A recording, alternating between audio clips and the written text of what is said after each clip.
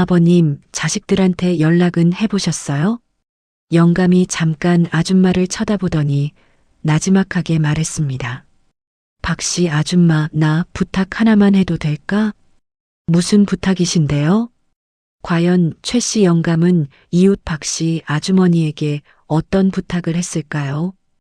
6년 동안 찾아오지 않는 자식들에게 이 아버지가 선택한 방법은 무엇이었을까요? 지금 바로 시작하겠습니다. 제 이름은 최갑순, 올해 86입니다. 경북 의성 시골에서 혼자 살고 있어요. 논 두 마지기밭 한 떼기, 그게 전부인 땅이지만 40년 넘게 이 땅을 일궈먹고 살았으니 정이 들어도 보통 들지 않았습니다. 지금은 허리가 굽어 농사는 못 짓고 이웃 박씨, 아줌마가 가끔 들러 반찬 하나씩 갖다 두는 걸 받아 먹으면서 살아가고 있지요. 자식이 셋인데 큰아들 인호는 서울에 살고 둘째 인섭은 수원에, 딸 인숙이는 이천에 살아요. 셋 다 결혼해서 애들 낳고 제 살기 바쁘게들 살고 있지요. 자식들이 잘 먹고 잘 살면 부모로서 고마운 거지 섭섭하다고 내색할 일이 아니라는 거 압니다. 그런데 마음이라는 게 머리말을 잘 듣지 않더군요. 자식들이 마지막으로 이 집에 온 게 언제였는지 아십니까? 6년 전입니다. 저 여든 먹던 해에 생일이라고 셋이 와서 미역국 한 그릇 먹고 사진 한 장 찍고 저녁도 안 먹고 돌아갔어요. 그게 마지막이었습니다. 6년 동안 이 집 마루에 자식 발소리 한 번 없었어요. 명절마다 전화가 오는데 추석 전에 큰아들한테서 먼저 전화가 옵니다. 아버지 잘 계시죠? 저 올해 추석에는 처가 쪽 행사가 있어서요. 이번에 못 내려갑니다. 건강하시죠? 그러면 저는 그래, 알았다. 인섭이는 좀 늦게 전화가 와요. 아버지, 저 이번엔 큰애 고3이잖아요.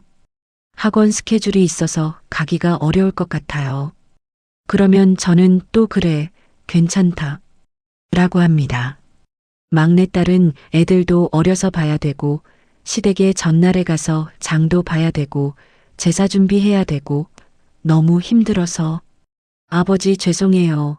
이번에 시댁에서 손님들이 너무 많이 와서 힘드네요. 다음엔 꼭 갈게요. 그러면 저는 그래, 그럼 어쩔 수 없지. 라고 합니다. 다음엔 꼭 이라는 말을 몇 번이나 들었는지 이제는 세는 것도 그만뒀어요. 명절 아침이면 저는 혼자 차례를 지냅니다. 마누라 영정 앞에 절을 하고 인호 인섭 인숙이 어릴 때 사진을 꺼내서 상 위에 세워두고 그것들 보면서 밥을 먹어요. 이게 웃기지 않습니까?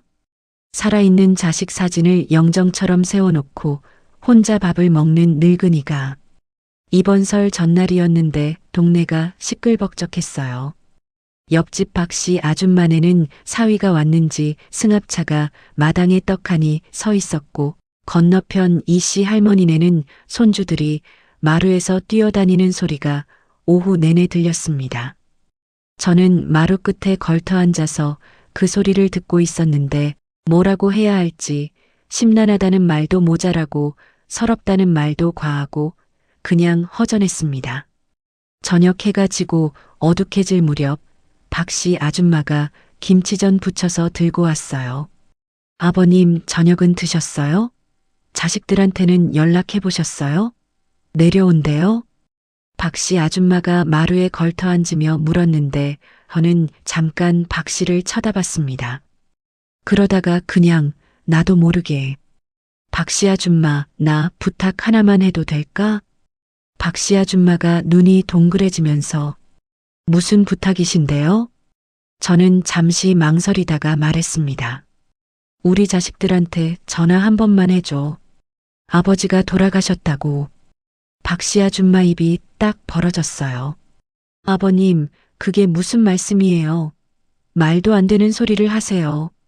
저는 피식 웃으면서 말은 되는 거야.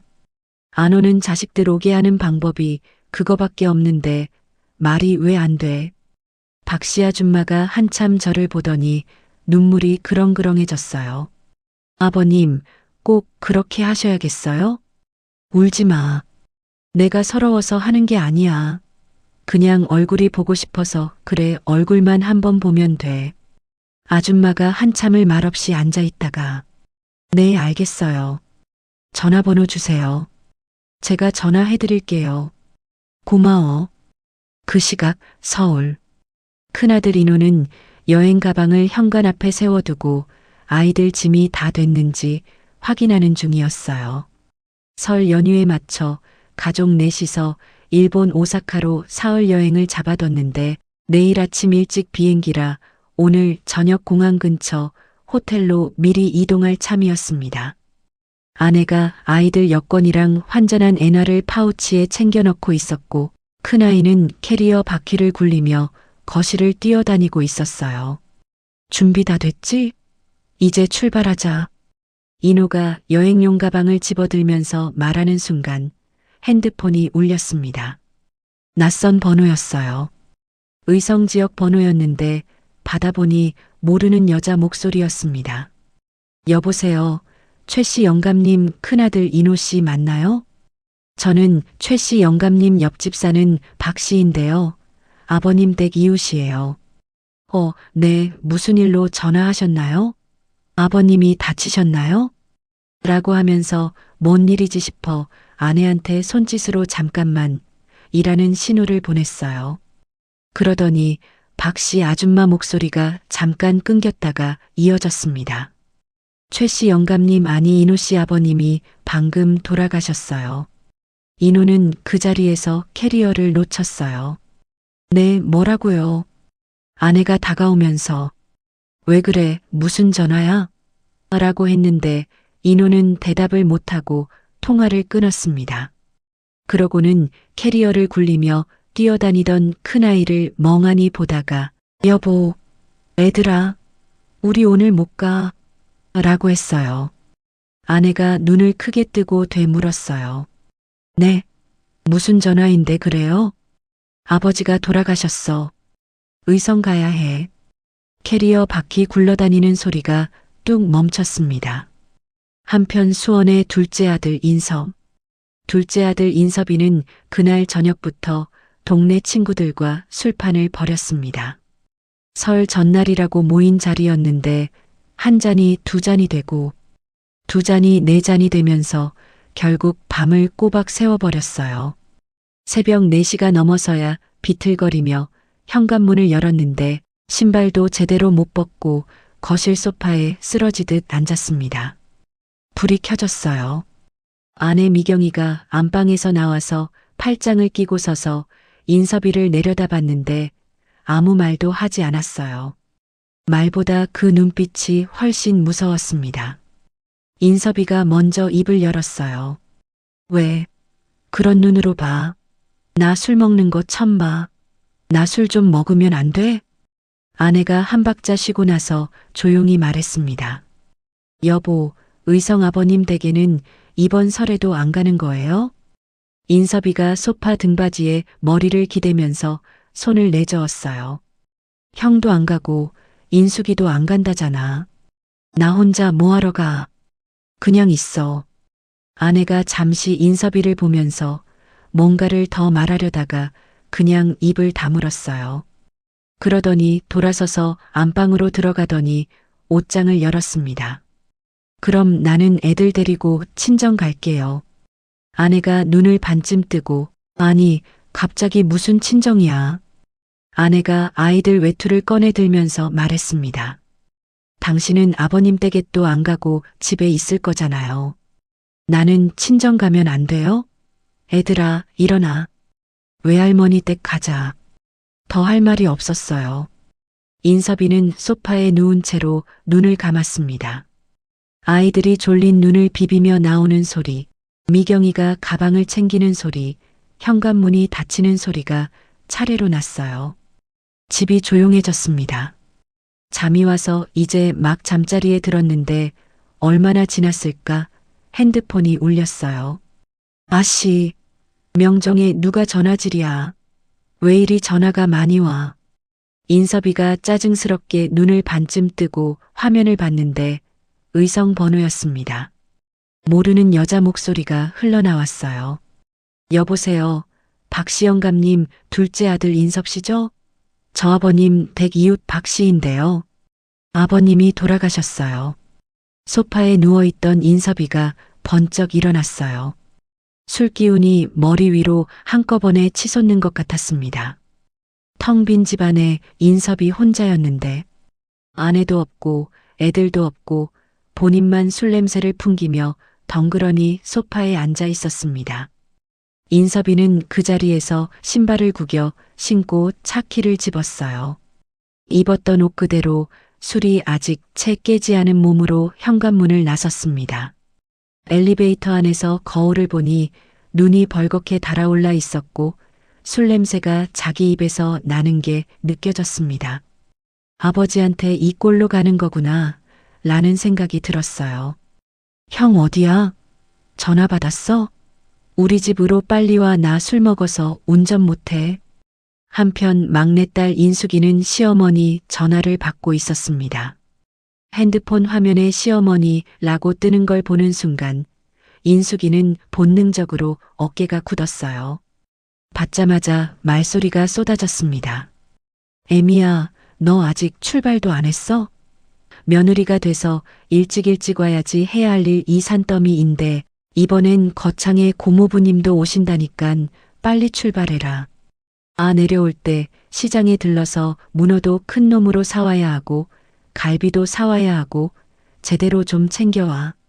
빈손으로 오는 건 아니지? 인숙이가 조용히 한숨을 쉬면서 네, 어머니라고 했더니 시어머니가 끊지 않고 이어서 말했어요.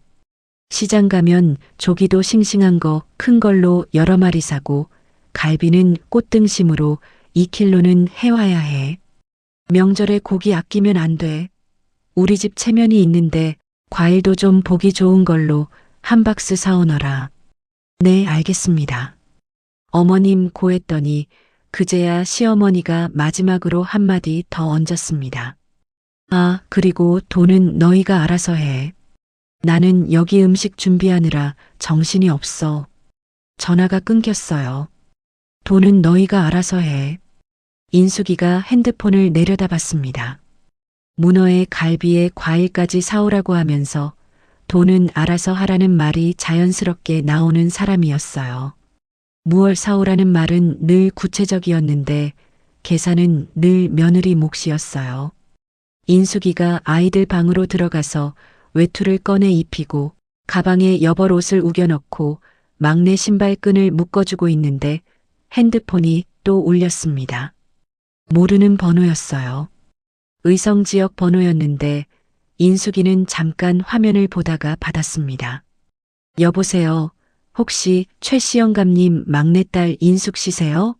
저 아버님 댁 이웃에 사는 박 씨인데요.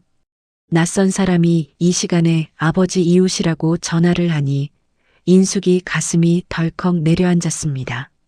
무슨 일이에요? 라는 말이 입에서 나오기도 전에 박 씨 아줌마 목소리가 들렸어요. 아버님이 돌아가셨어요. 인숙이 손에서 막내 외투가 바닥에 떨어졌습니다. 아이가 엄마라고 불렀는데 인숙이는 그 소리가 들리는지 안 들리는지 모를 채로 서 있었어요. 입술이 달싹였지만 소리가 나오지 않았습니다.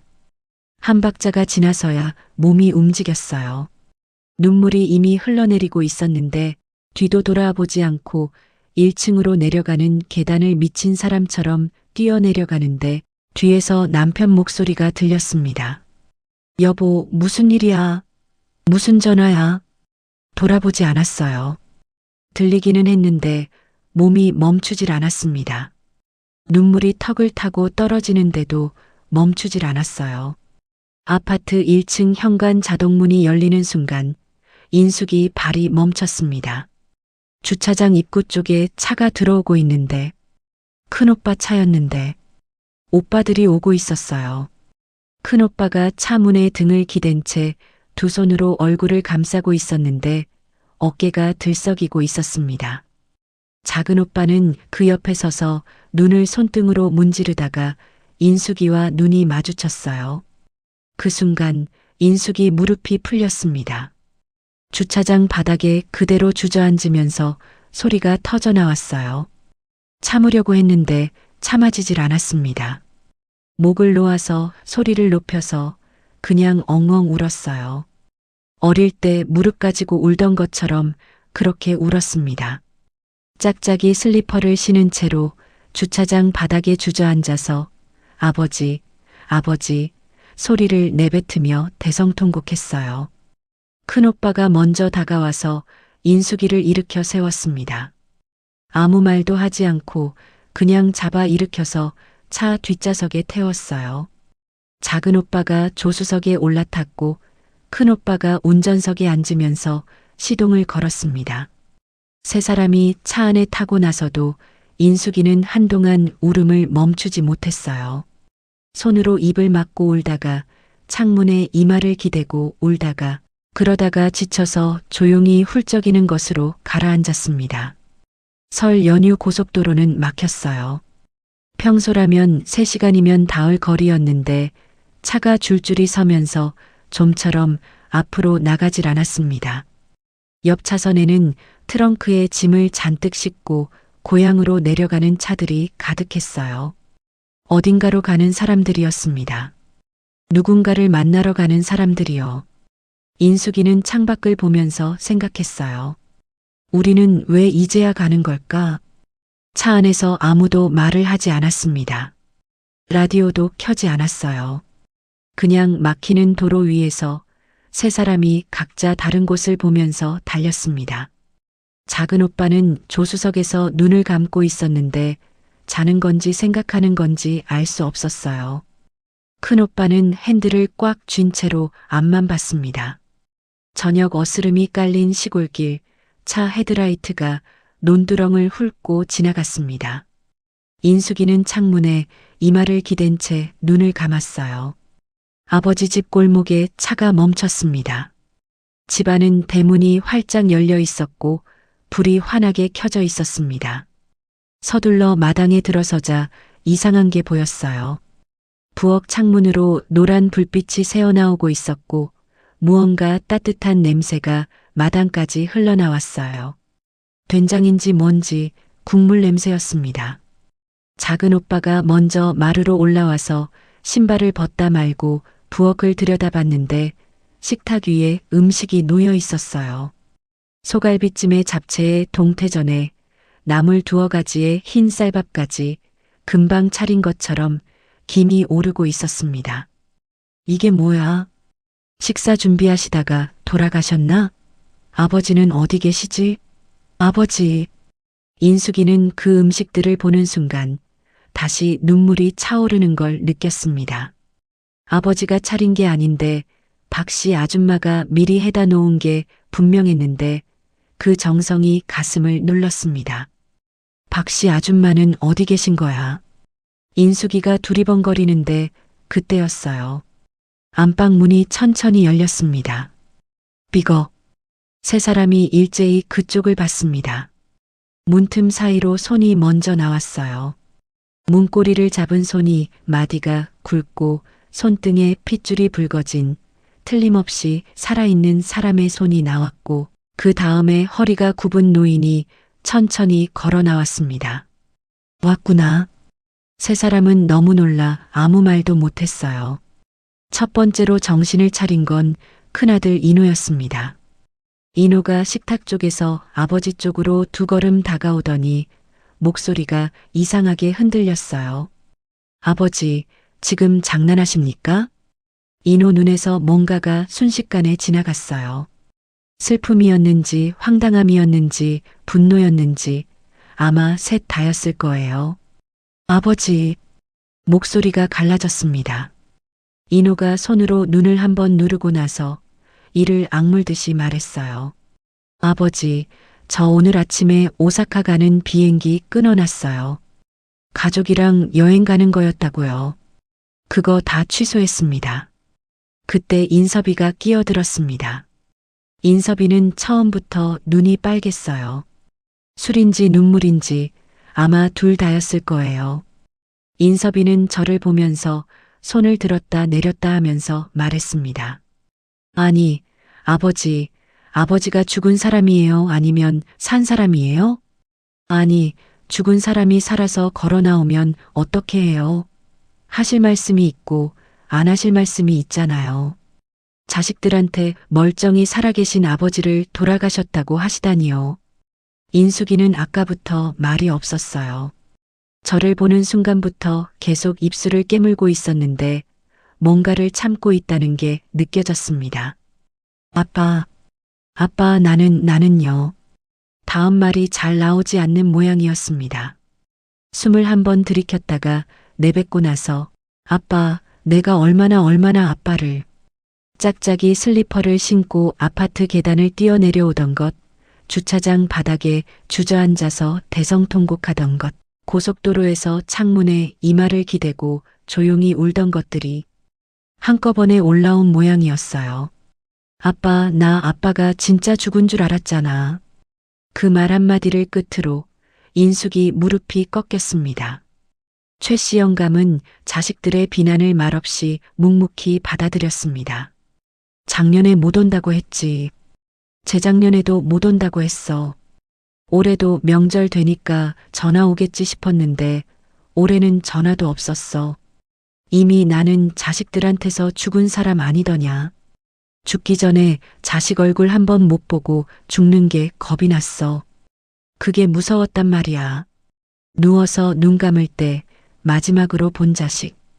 얼굴이 6년 전 사진 속 얼굴이면 그게 너무 억울할 것 같았거든. 그래서 죽기 전에 마지막으로 자식을 얼굴 한 번 더 보고 싶어서 옆집 박씨 아주머니한테 내가 부탁했다. 얼굴 봤으니까 이제 됐어. 밥이나 먹고 올라들 가라. 이번에는 주차장 바닥이 아니라 아버지 집 마루 위에서였는데 결과는 마찬가지였어요. 그냥 주저앉아 버렸습니다. 인호가 먼저 무릎을 꿇었고 인섭이가 그 옆에 주저앉았습니다. 세 사람이 마루에서 저를 보면서 말을 잇지 못하고 그냥 울었어요. 저는 그 모습을 보면서 한참 서 있었습니다. 마음이 이상했어요. 서럽지가 않았습니다. 오히려 이상하게 가슴이 꽉 찼어요. 설명하기 어려운 감정이었습니다. 저는 천천히 식탁 쪽으로 걸어갔어요. 의자를 당겨 앉으면서 말했습니다. 이리 와서 앉아라. 밥 한 끼 먹고 다들 올라가. 인숙이가 그 말에 또 훌쩍였어요. 인호가 일어서면서 동생들 팔을 잡아 이끌었습니다. 셋이 차례로 식탁에 앉았어요. 저도 상석에 앉았고요. 넷이 나란히 식탁에 마주 앉은 게 그게 몇 년 만인지 저도 몰랐습니다. 소갈비찜 냄새가 났어요. 잡채에 동태전에 박씨 아줌마가 언제 이걸 다 했나 싶게 상이 푸짐했습니다. 큰아들이 아버지 밥 공기에 밥을 먼저 펐어요. 둘째가 갈비를 집어 아버지 앞에 놓았고요. 막내딸은 밥을 먹으면서도 눈물이 멈추질 않았습니다. 숟가락을 들었다 놓았다 하면서 눈물이 밥 위에 뚝뚝 떨어지는데도 어쩌지를 못했어요. 저는 그걸 보다가 막내딸 등을 한번 토닥였습니다. 넷이 밥을 먹었습니다. 말이 많지는 않았어요. 그런데 그게 괜찮았습니다. 그날 밤 오래간만에 이 집에 자식 발소리가 났습니다. 인호가 큰 방에서 자고 인섭이는 작은 방에서 자고 인숙이는 제 방에 이불 하나 더 깔고 옆에서 잤어요. 자다가 인숙이가 제 손을 한번 꼭 잡았는데 저는 자는 척했습니다.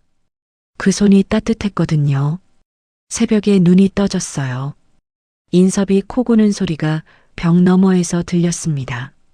어릴 때도 저 녀석은 코를 골았는데 전혀 달라지지 않았네 싶었는데 왠지 그게 좋았습니다. 다음 날 아침을 먹고 셋이 짐을 챙겼어요. 마당에 차 시동 거는 소리가 났고 대문 앞에서 셋이 저를 보면서 섰습니다.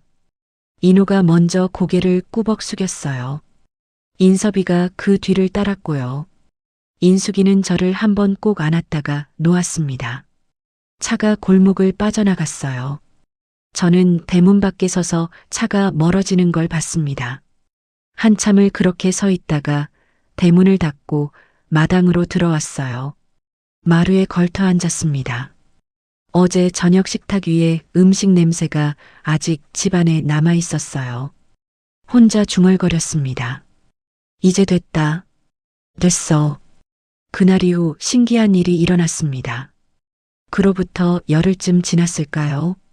막내딸한테서 전화가 왔습니다. 아버지, 서울 검진 예약 잡았어요. 다음 달 둘째 주 목요일 아침이에요. 제가 수요일 저녁에 내려가서 아버지 모시고 올라갈게요. 목요일에 검진 받으시고 그날 저녁에 오빠네 집에서 주무시고요. 금요일에는 작은 오빠네 집도 들르시고 토요일에 저희 집에 오셔서 하루 더 주무시고 일요일에 천천히 내려가시면 어때요? 나흘이었습니다. 서울의 수원에 이천까지 자식 셋을 차례로 들르는 나흘이요. 인수가 내 집은 어떻게 생겼냐? 인숙이가 잠깐 말을 잇지 못하더니 목소리가 조금 이상해졌어요. 아파트예요. 아버지, 한 번도 안 오셨잖아요. 그러냐? 네. 인호네는? 인섭이네는? 오빠들 집도 아파트예요. 다 아파트예요, 아버지. 그래, 알았다. 인숙이 말한 수요일 저녁이 됐습니다. 골목 안으로 차 한 대가 들어왔어요. 인숙이가 혼자 내려왔더군요. 차에서 내리면서 트렁크를 열었는데 반찬통이 한가득이었습니다. 아버지, 이거 냉동실에 넣어두시면 한 달은 드실 수 있어요. 이게 다 뭐냐? 뭘 이렇게 많이 해왔어. 조기조림이랑 제육볶음이랑 시래기국이랑. 됐어, 됐어. 들어와. 인숙이가 반찬통을 들고 부엌으로 들어오더니 냉동실을 열어서 하나하나 정리했습니다. 이건 요렇게 드시고 저건 요렇게 드시고. 설명이 길었어요. 오래간만에 부엌에서 사람 소리가 났어요. 그날 밤 인숙이랑 저랑 밥을 먹었습니다. 둘이 마주 앉아서요. 밥을 다 먹고 인숙이가 설거지를 했어요. 부엌에서 물소리가 나는 게 들렸습니다. 이 집에서 오랫동안 듣지 못했던 소리였어요. 다음 날 아침 일찍 서울로 올라갔습니다. 고속도로를 3시간쯤 달렸을까 서울 톨게이트를 지나면서 저는 차창 밖을 봤어요. 빌딩이 빽빽하게 들어서 있었습니다. 의성하고는 딴 세상이었어요. 아버지, 복잡하죠? 그래. 근데 자식들이 여기서 사는구나 싶다. 병원에 도착했습니다. 인숙이가 예약해 놓은 데로 갔는데 큰 병원이었어요. 이것저것 다 봤습니다. 피도 뽑고 사진도 찍고 이 나이에 이렇게 들여다볼 일이 있나 싶었는데 인숙이가 옆에서 내내 따라다녔어요. 결과가 다 나오고 의사 선생님이 말했습니다. 어르신 연세에 비하면 건강하신 편이에요. 혈압이 조금 있으니까 약 드셔야 하고요. 규칙적으로 드시고 너무 혼자 계시지 마세요. 인숙이가 그 말을 듣고 저를 봤어요. 저도 인숙이를 봤습니다. 검진을 마치고 나오니 오후가 됐습니다. 아버지, 이제 오빠네 집으로 가요. 오빠가 기다리고 있어요. 서울 강남 어딘가에 있는 인혼의 아파트로 들어갔습니다. 엘리베이터를 타고 올라가는데 이게 몇 층인지 저는 잘 몰랐어요. 문이 열리니 큰아들이 현관에 서 있었습니다. 퇴근을 일찍 한 모양이었어요. 아버지, 오셨어요. 어서 들어오세요. 그래. 집 안으로 들어서는데 넓었습니다. 의성집이랑은 비교가 안 됐어요. 거실 창문으로 서울 야경이 내려다 보였는데 저는 한참 그 창문 앞에 서 있었습니다. 큰 며느리가 차를 내오면서 말했어요. 아버님 오시는 길에 힘드셨죠? 저녁은 제가 해놨어요. 손주들이 방에서 뛰어나왔습니다. 할아버지다. 조그만 것들이 저한테 달라붙었어요. 할아버지 손 잡아 이리 오세요. 제 방 보여드릴게요. 하면서 이끌었습니다. 방 안에 들어가니 책상이 있고 책이 있고 어릴 때 인호방이 생각났어요. 저 녀석도 저렇게 책상 앞에 앉아 있었는데 그렇게 자식세 싸는 집도 구경하고 며느리도 보고 손주들도 보고 건강검진도 하고 이렇게 좋을 수가 없었습니다. 서울의 마지막 날 아침에 밥을 먹고 나서 제가 일어섰어요. 이제 가야지. 아버지, 조금 더 계세요. 됐어. 박씨 아줌마가 걱정할 거야. 인숙이가 반찬통을 들고 차 트렁크에 실었어요. 이번에도 잔뜩이었습니다. 사위가 짐을 들어 날라줬고요. 손주들이 현관 앞에 나와서 손을 흔들었습니다. 외할아버지, 또 와요. 저는 손을 한번 들어 보였어요. 인숙이가 고속도로를 달리는 내내 말이 없었습니다. 자식들이 어디서 사는지, 어떻게 사는지, 이제는 알았습니다. 어떤 동네인지, 창문에서 어떤 풍경이 보이는지, 아이들이 뭘 먹고 뭘 좋아하는지, 이제는 조금 알았어요. 집 앞에 차가 섰어요. 인숙이가 트렁크를 열어서 반찬통을 꺼내 들었습니다. 저는 대문을 열면서 말했어요. 인숙아. 네, 아버지. 이번에 수고했다. 인숙이가 반찬통을 마루에 내려놓으면서 웃었습니다. 아버지, 다음에 또 오세요. 오빠들도 다 기다릴 거예요. 그래. 저는 마루에 걸터 앉았습니다. 늘 앉던 자리인데 뭔가 달랐습니다. 그해 추석. 이 집 마당에 차가 3대 들어왔어요. 손주들이 마당을 뛰어다녔습니다. 한 녀석이 장독대에 부딪혀서 울고 다른 녀석이 강아지를 쫓아다니고 또 다른 녀석은 마루에 걸터 앉아 과자를 먹으면서 저를 올려다봤어요. 할아버지, 여기 왜 이렇게 좁아요? 좁아? 넓은데. 우리 집보다 훨씬 작은데. 손주 녀석이 고개를 갸웃하더니 과자를 하나 제 손에 쥐어줬어요. 부엌에서는 막내딸이 국을 끓이고 큰 며느리가 전을 부치고 둘째 며느리가 나물을 무쳤어요. 좋게 시끄러웠어요. 그때 부엌에서 막내딸 핸드폰이 울렸습니다. 화면을 보더니 어깨가 살짝 굳었어요. 시어머니였습니다. 애미야, 너 지금 어디야? 왜 아직도 안 와? 오늘 손님들 오신다고 했잖아. 며느리가 아직도 안 오면 어떡해. 인숙이가 국솥불을 줄이면서 조용히 말했습니다. 어머니, 저 지금 친정아버지 댁에 있어요. 내일 아침에 출발할게요. 추석 다음 날 뵐게요. 전화 너머에서 잠깐 정적이 흘렀어요. 뭐? 추석에 친정을 먼저 가? 그게 말이 돼? 며느리가 추석날은 시댁이 먼저지. 어머니, 저희 아버지 연세가 86이세요. 내년 추석에 뵐 수 있을지 제가 모르겠어요. 내일 아침 일찍 출발할게요. 전화가 끊겼습니다. 부엌이 잠깐 조용해졌어요. 큰 며느리가 막내딸을 받고 둘째 며느리도 받습니다. 막내딸이 아무렇지 않은 척 국을 저으면서 말했어요. 다들 왜 그렇게 봐요? 전 부치세요. 한편 시댁에서는 남편이 도착하기 1시간 전부터 시어머니는 주방 근처에 얼씬도 하지 않고 있었습니다. 저녁상을 물린 뒤로 설거지통에 그릇이 산더미처럼 쌓여 있었어요. 기름 묻은 전 냄비에, 국솥에, 반찬 그릇에, 수저에. 손님들이 다녀가고 난 뒤라 평소보다 2배는 됐습니다. 아버님은 안방에서 주무시고 있었고 동서는 아이 재운다고 작은 방에 들어간 뒤로 나오지 않았어요. 고모부도 텔레비전 앞에서 눈을 감고 있었습니다. 시어머니가 거실을 왔다 갔다 하면서 말했어요. 애미는 왜 이렇게 안 와? 며느리가 명절에 이렇게 늦으면 어떡해? 아무도 대꾸하지 않았습니다.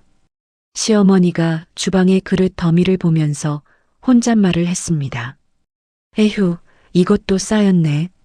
며느리 오면 시켜야겠다. 그때 현관문이 열리면서 아들이 들어왔는데 혼자였어요. 며느리는 친정 갔어요. 피곤하다고 추석 당일에는 못 오고요. 내일 아침에 출발한다고 합니다. 뭐, 피곤하다고? 며느리가 명절 추석에 피곤하면 어떡해? 나는 안 피곤한 줄 알아? 아침부터 손님 맞느라 나는 얼마나 힘들었는데. 시어머니가 주방을 가리켰어요. 저것 봐. 설거지가 저렇게 쌓였는데 며느리가 없으면 저걸 누가 해? 아들이 쌓인 그릇 더미를 보더니 주방으로 들어갔어요. 제가 할게요. 응? 주방에서 물소리가 나더니 아들 혼자 설거지를 하는 소리였어요. 동서가 작은 방에서 나왔다가 그 소리를 듣고 주방을 들여다봤습니다. 잠깐 머뭇거리더니 아주버님, 제가 같이 할게요. 주방에서 두 사람이 그릇을 닦는 소리가 났습니다. 추석 저녁 온 식구가 둘러앉아 밥을 먹었어요. 상 위에 어릴 때 사진은 없었습니다. 살아있는 자식들이 거기 앉아 있었으니까요. 저는 밥을 한 술 떠 입에 넣으면서 마누라 영정이 걸린 벽을 한번 봤습니다. 말없이 눈을 맞췄어요. 영감 이제 됐지? 자식에게 효도 좀 받고 천천히 오슈.